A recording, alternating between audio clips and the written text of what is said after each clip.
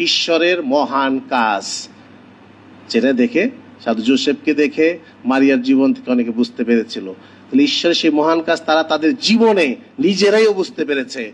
আমরা বুঝতে পারি না ঈশ্বরের মহান কাজকে। আর আমাদের দেখে যারা দেখে আমাদের নমুনা কাজ, তারা দেখে এখন অবাক হয়ে তাকিয়ে থাকে।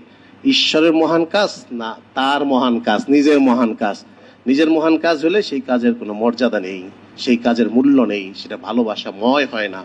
কিন্তু যদি সেটা ঈশ্বরের কাজ হয়, তাহলে আমি এখানেও সেটা করব, পরিবারে গিয়েও সেই কাজ করব, যার মধ্য দিয়ে মানুষের অন্তরে বিশ্বাস জাগবে, ভালোবাসায় বড় হবে।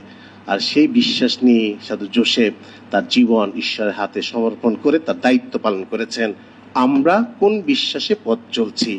ঈশ্বর আমাদের হাতেও দায়িত্ব দিতে চান। সচেতন থাকি, সতর্ক থাকি, সজাগ থাকি।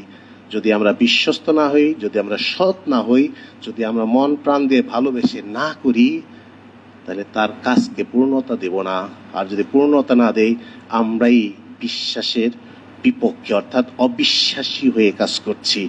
আমরাই যিশুকে সবচেয়ে অসম্মান করি। যিশুর কথাগুলি আজকে মনে রাখি। তিনি আমাদের মাঝে প্রতিনিয়ত উপস্থিত, তিনি আমাদের সাথে পথ চলছেন। সম্মান করছি না অসম্মান করছি? তাকে বিশ্বাস করি নাকি অবিশ্বাসের ছায়াতে এখনো নিমজ্জিত?